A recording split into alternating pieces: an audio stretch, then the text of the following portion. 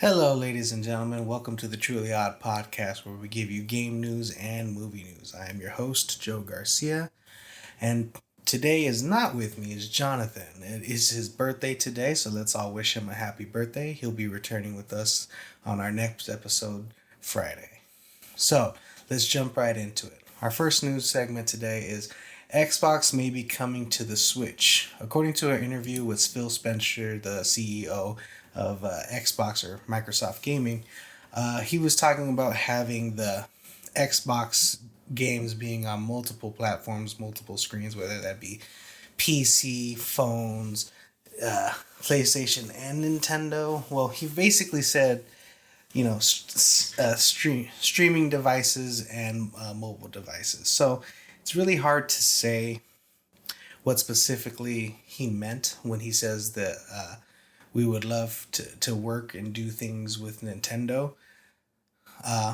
So I don't think personally that the Xbox Game Pass is going to be coming to the Switch too, because I don't know. Their Xbox's business model has been very interesting lately because of the Xbox Game Pass.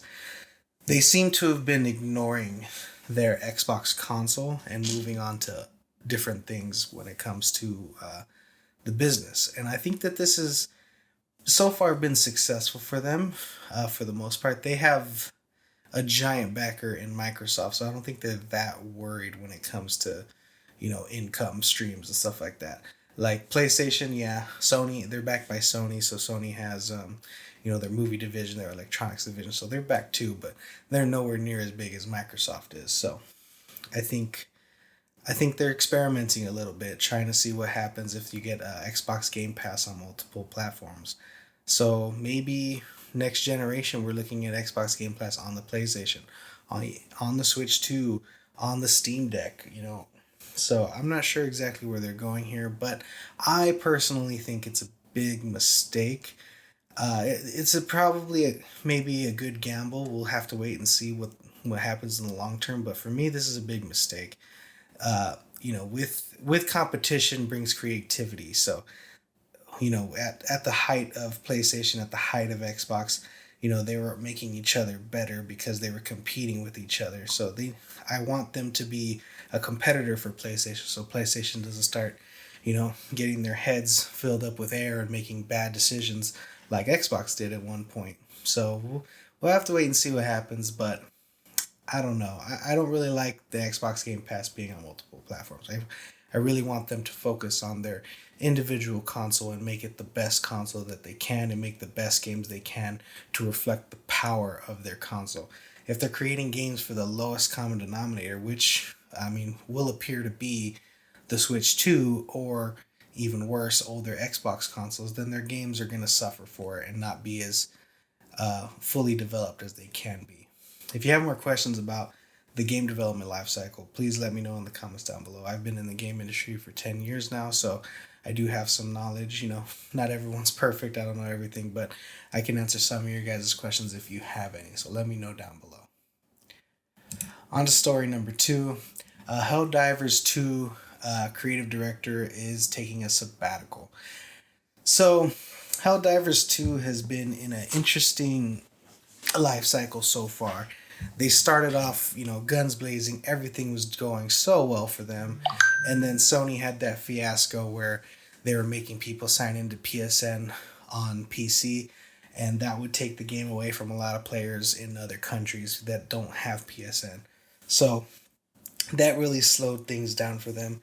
Also, the way that they were changing the gameplay of Helldivers, where they would make it more Demon Souls esque, where it was too much of a challenge and not as fun as it was when it first came out.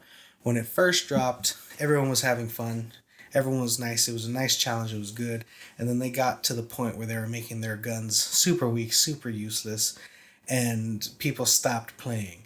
And they had to do many, many different updates to get the game back to a place where it was when they first released, where people could actually sit there and have fun with their game. And I think they now are finally at a good balance. So it makes sense that the creative director wants to take a sabbatical. He's been working on this game for who knows how many years, probably since 2013, because I believe he worked on Helldivers 1, so ever since the development life cycle of this Helldivers 2 game started, he's been there working with the creative team. Plus the stress of the past year since the game has dropped. I'm sure he's been super stressed out with everything that's happening as far as working with PlayStation and how they kind of, you know, ruined things for them a little bit with the way that they were handling things. So this is probably for the best. My hopes are that he's not taking a quote unquote sabbatical and then they're going to let him go and he's no longer going to be there, because honestly, his creative vision for this game has been probably one of the reasons why everyone loves the game so much. I think they need him, and I'm hoping he's not going anywhere. I just hope he's taking a nice long rest. Well deserved. Hats off to him. So I'm hoping he comes back for whenever we have more content for Helldivers 2. So we'll see what happens with that. But I hope he has a good one, and thank you so much for your contribution to Helldivers 2. I greatly appreciate it, and I'm sure a lot of gamers out there love playing the game still, and I'm hoping and wishing that all the new content coming forward is just as good as what he's had so far. On to story number 3. So we have rumored God of War next mythology. Now, this has been a rumor for a long time, but I guess there's more people out there talking about it currently. It is now rumored that the next mythology in the God of War series will be I was going to say Greek, my apologies, will be the Egyptian mythology. Now, I know that there's been some supposedly leaked concept art where Kratos is in the Egyptian pantheon. I think this is a good place to go. In the Ragnarok games, we kind of see, we see symbols for the Egyptian pantheon and for some Japanese pantheons as well. We also saw with the free DLC of God of War, Tyr used some weapons from the Egyptian mythology and from the Japanese mythology, and from even I think it was Aztec mythology. So I'm very interested in seeing where they're gonna go if it goes into Egyptian mythology. I personally feel that they're gonna incorporate more than one mythology this time. I know that's hard to do. I mean, there's so much content in one mythology, but I think depending on how they handle it, I feel that they can incorporate more than one mythology into this game. So it'd be nice to have a mix. Maybe two mythologies are at war with each other and we're in the midst. I don't know what they're going to do. I really love the God of War game series. It's my favorite game of all time, my favorite game series of all time. But, it's really hard to say, because if they break from actual mythology, the core of God of War has been putting Kratos into mythology and working it around him.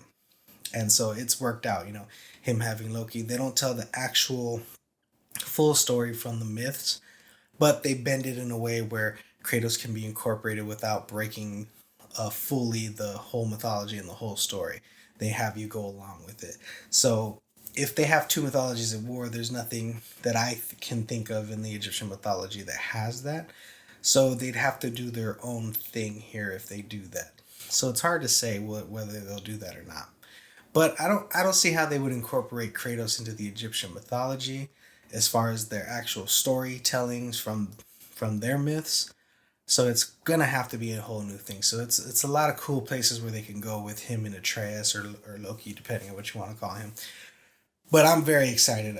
Whatever Santa Monica Studios does, I'm very much in. I feel like they are probably one of the best game studios out there in the world right now, and they have one of the best characters and franchises under their belt. So I hope they do the best that they can with this game series, and I'm looking forward to whatever they have to announce. Moving on to story number 4. These games at GameStop have just dropped from $70 to $25. So if you're interested in any of these games I'm about to name off, feel free to go to GameStop and pick them up. I'm not sure if they're $25 on the PlayStation Store or Xbox Store or wherever it is you buy your games. So just know that if you're interested in some hard copies of games, GameStop's the place to go for them for now.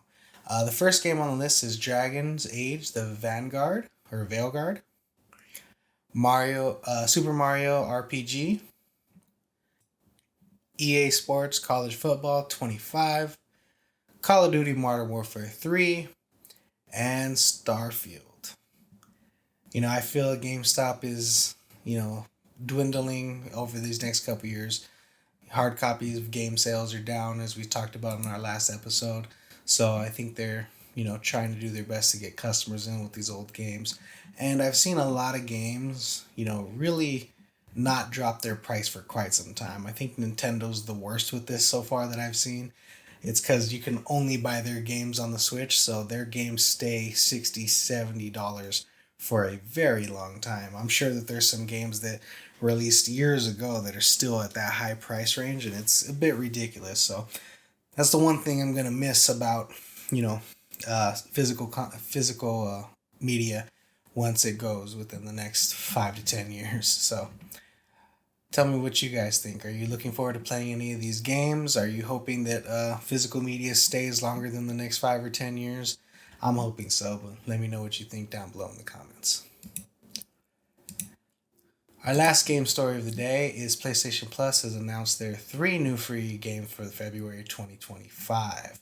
And those 3 games are Payday 3, High on Life, and Pac-Man World Repack. So, Payday 3, if I remember correctly, did not do very well when they first released it.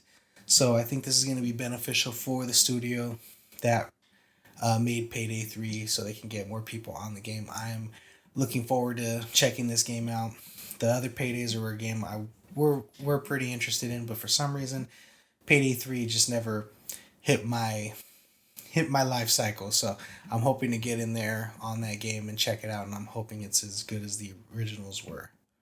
High on Life, I have heard of this game, but I've never had the privilege of playing it. If I remember correctly, it's the voice actor that does Rick and Morty, and like your guns talk to you and speak to you. I think I saw my cousins playing this on their Xbox at one point, so it's nice to see this come to the PlayStation, and I'm definitely probably going to check that one out. It seemed like a pretty fun and funny game. And Pac-Man World of Pac-Man Repack, I mean, it's a Pac-Man game. What can I say? Pac-Man games can be a lot of fun if you enjoy those type of games. So yeah, are you looking forward to these games? Were you hoping for a different list? I think this is a good 3 games for February. So, I mean, they're setting a pretty good standard so far with the games that they've given to us, and I'm looking forward to seeing what they do next month in March. Once they have that list updated for us for March, I will be sure to let you guys know. So yeah, sorry guys, running right through these news topics. Things are better here when John's here. He has nice questions to ask me as we go along, so it feels like I'm speed running through these, so my apologies. But we're moving on to the movie news segment. So our first topic for movie news is Sinner trailer drops. If you haven't seen the Sinner trailer, I'll have the link for the YouTube video down below in the description. I thought this trailer was really good, looked very interesting. I look forward to seeing this movie. Ryan Coogler, director of both the Black Panther movies, and Michael B. Jordan coming back together again. I think their first movie together was a movie called Fruitvale Station. And these two together just make magic happen. They make great movies together. And this is looking to be a really interesting, fun movie with vampires, with a lot of gore, a lot of fun, a lot of great actors. So I'm definitely looking forward to this. Have you guys seen the Sinners trailer? If so, let me know what you guys think down below. Movie news story number 2. Gladiator 2 surpasses the original at the box office and streaming now. So according to Collider, we have here information that now that Gladiator 2 is out for streaming, that it has now hit number 1 for Paramount Plus, surpassing the original Gladiator, which sits at number 3. Also, Gladiator 2 has surpassed the original at the worldwide box office, hitting $450 million, which narrowly passes the original.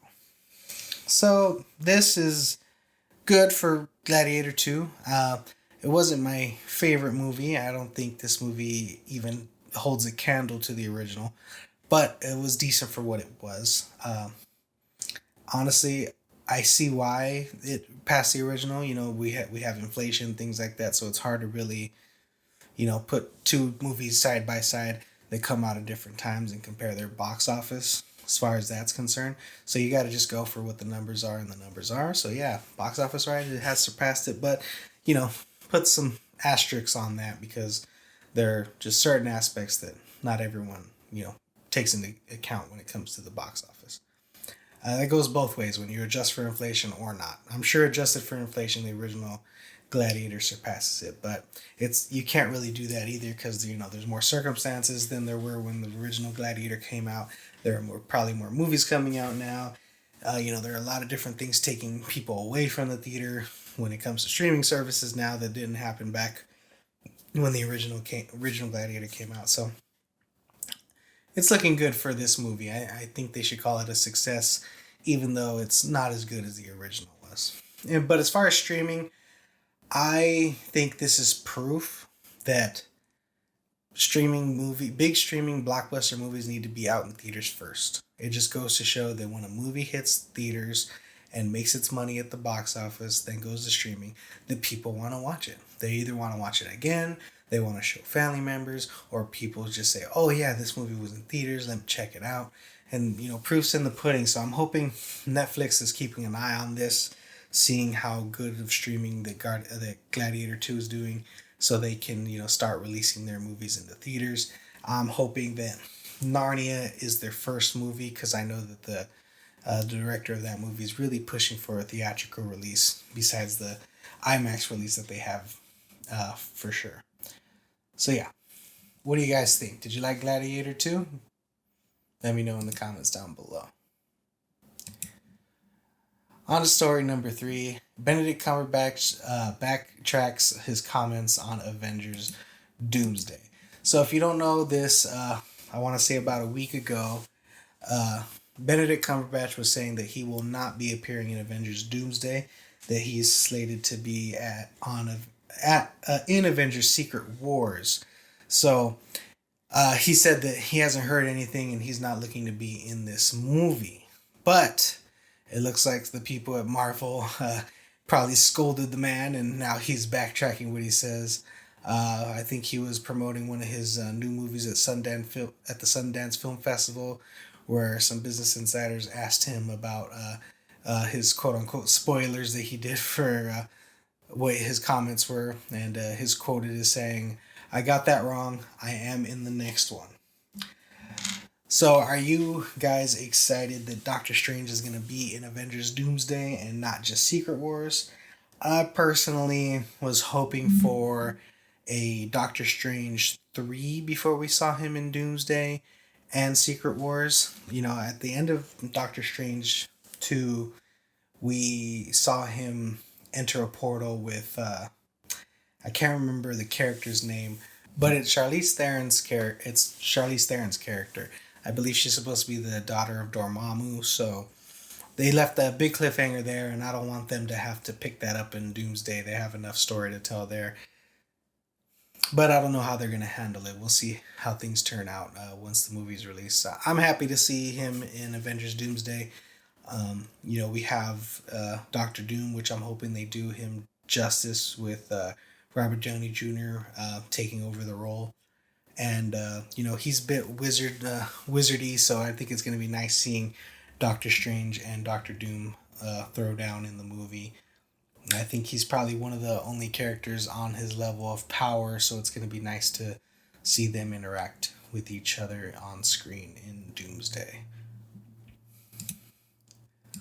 On to our next topic. We have Magazine Dreams has its first trailer after a long delay. So if you guys aren't aware, Magazine Dreams is a movie that Jonathan Majors stars in where he's playing a bodybuilder. It has to do with, I think there's like some physical violence in the movie.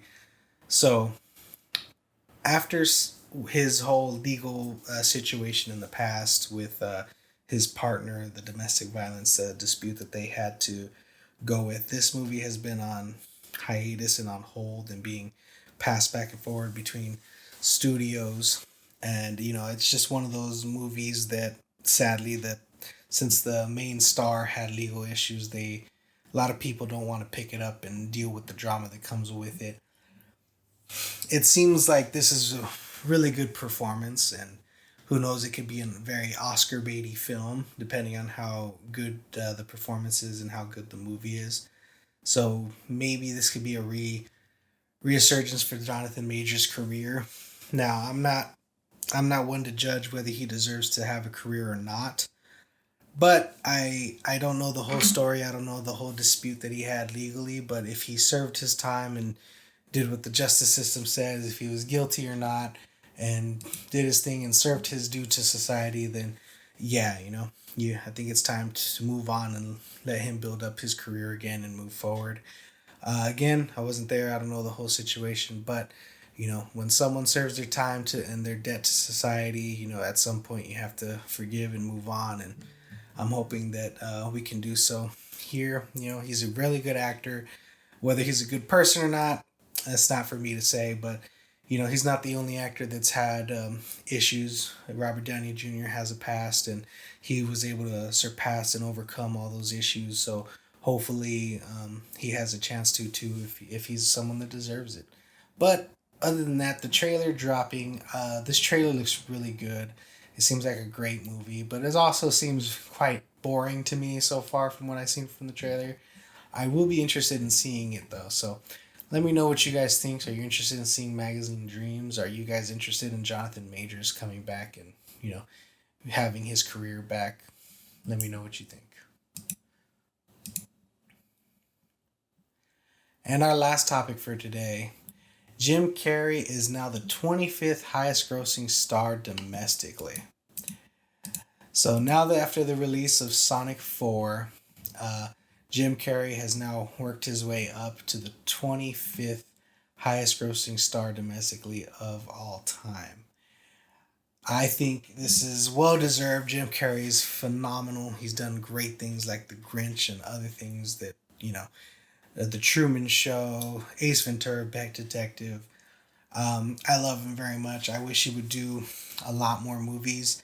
We've lost quite a bit of good comedians over the past number of years with Robin Williams and others that have gone. So he's just on that level of comedic actors that you just love to see. So I'm hoping he continues to work with the Sonic movies and make other movies if he wishes to do so. He seems to be done with Hollywood for the most part, so it's just nice to see him in these Sonic movies, and I can't wait to see him in more. Oh, and mind you, he hit 25th place with only making 31 movies. So that's impressive. There's some actors on here with I think lesser movies than him, but they have bigger movie franchises that they're in. I'll just name off the top 10 for you guys so you know who his actually I'll give you guys who's around his area too. 26 is Karen Gillan, 27 is Emma Watson, 28 is Josh Brolin. Above him we have Hugh Jackman at 24, 23 is Jeremy Renner, 22 is Dave Bautista. But I do want to also give you guys the top 10 so you guys know who the top 10 are. We'll work our way from bottom to top. We got number 10, Harrison Ford, with 42 movies, about $4,186,000 at the domestic box office. Oh, sorry, that is billion. My apologies. 4,233,000,000. Wow, that's crazy. 9, we have Chris Hemsworth with 28 movies. 8, we have Bradley Cooper at 31 movies. 7, we got Tom Cruise at 45 movies. Zoe Saldana with 34 movies. Tom Hanks with 56 movies. And so you see the difference in number. Tom Hanks is at 5,178,000,000. Number 4, we have Scarlett Johansson. Number 3, we have Chris Pratt. Number 2, we have Robert Downey Jr. And our number 1 domestic box office holder at 69 movies is Samuel L. Jackson, baby. That's right. His domestic box office total is 5,800,000,000 and 849,000,000. I mean, wow. Crazy. I love Samuel L. Jackson. Crazy that he's number one on this list. We're gonna have to probably next episode see what the worldwide box office gross is, what that list is looking like. But Jim Carrey's in great company, and so yeah, what do you guys think of Jim Carrey reaching 25th? Are you hoping he continues to make movies and move up his domestic box office total? What's your favorite Jim Carrey movie, and what do you think of the top 10 actors? Are you surprised at some of these names? Were you expecting to hear other ones? Let me know in the comments down below. And that'll do it for today's episode of the Truly Odd Podcast. Thank you all for joining me today. I hope you all have a lovely rest of your week, and I'll see you all next time. Bye bye.